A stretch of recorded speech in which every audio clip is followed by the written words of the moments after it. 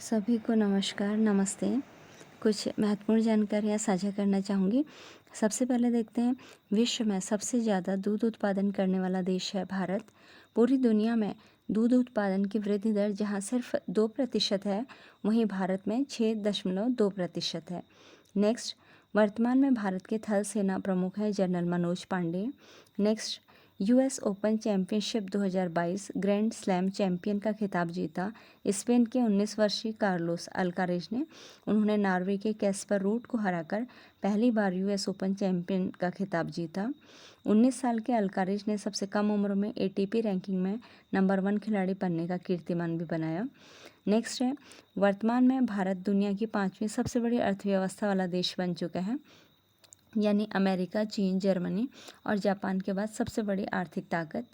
Next, Britain की आबादी है लगभग 6.72 करोड़, जबकि भारत की आबादी ब्रिटेन से लगभग 20 गुना बड़ी, करीब 1.4 अरब। नेक्स्ट, हमारे देश की प्रति व्यक्ति आय जहां $2000 से कुछ ही ज़्यादा है, जबकि ब्रिटेन की 20 गुना अधिक, लगभग $40,000। नेक्स्ट है, भारतीय संविधान ने 14 सितंबर 1949 में हिंदी को राजभाषा का दर्जा दिया, इसलिए हर साल हम 14 सितंबर को हिंदी दिवस के रूप में मनाते हैं। भारतीय संविधान के भाग 17 में अनुच्छेद 343 से 351 में अनुसूची 8 में 22 भाषाओं को राजभाषा के रूप में सम्मिलित किया गया है। इन 22 भाषाओं को समझ लेते हैं।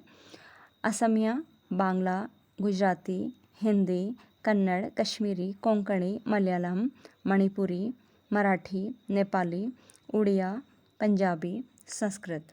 जो संस्कृत है वो उत्तराखंड राज्य में दूसरी राजभाषा का दर्जा संस्कृत को मिला है जनवरी 2010 से। नेक्स्ट, सिंधी, तमिल, उर्दू, तेलुगु, बोडो, डोगरी, मैथिली और संथाली। तो भारत जैसे विविधताओं वाले देश में लगभग 77% लोग हिंदी बोलते हैं। पूरे विश्व में अंग्रेजी और मंदारिन यानी चीनी भाषा के बाद हिंदी सबसे अधिक बोली जाने वाली भाषा है, उसके बाद स्पेनिश भाषा है। हम देखते हैं कि हमें एक नया संकल्प लेने की ज़रूरत है।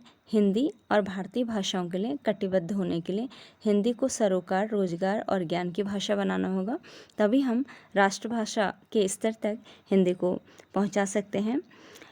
एक बार की बात है, जब भारत के महान समाजवादी नेता, जो कि भारतीय स्वतंत्रता संग्राम के एक महान क्रांतिकारी, एक महान स्वतंत्रता सेनानी रहे, समाजवादी विचारक डॉक्टर राम मनोहर लोहिया, उनसे फ्रांस के कुछ नवयुवक आके मिलते हैं और उनसे कहते हैं कि डॉक्टर लोहिया जी, हमें आपके दाम बांधो की राजनीति तो समझ में आती है, यानी कि कीमत पर लगाम कसो, दाम बांधो की राजनीति, और गरीबी भुखमरी को मिटाओ, शिक्षा का स्तर बढ़ाओ, लेकिन हमें आपका ये राष्ट्रभाषा की बात समझ में नहीं आती जब आप राष्ट्रभाषा हिंदी की बात करते हैं।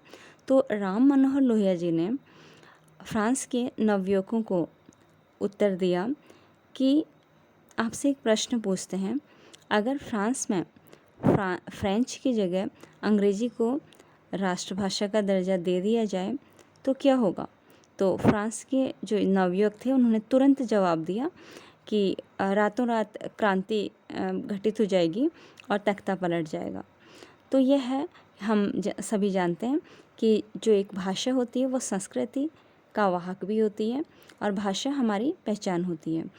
तो जिस देश की अपनी एक राष्ट्रभाषा होती है, उनके अंदर राष्ट्र प्रेम की भावना ज़्यादा प्रबल भी होती है, वो राष्ट्र प्रेम को भी व्यक्त करती हैं और हमारी संस्कृति की वाहक होती हैं। तो निश्चित रूप से हिंदी का जो साहित्य कोश है वो समृद्ध भी है और बहुत सारी भाषाओं को साथ लेकर हिंदी चलती है और इसे राष्ट्रभाषा का दर्जा जल्दी ही मिलना चाहिए।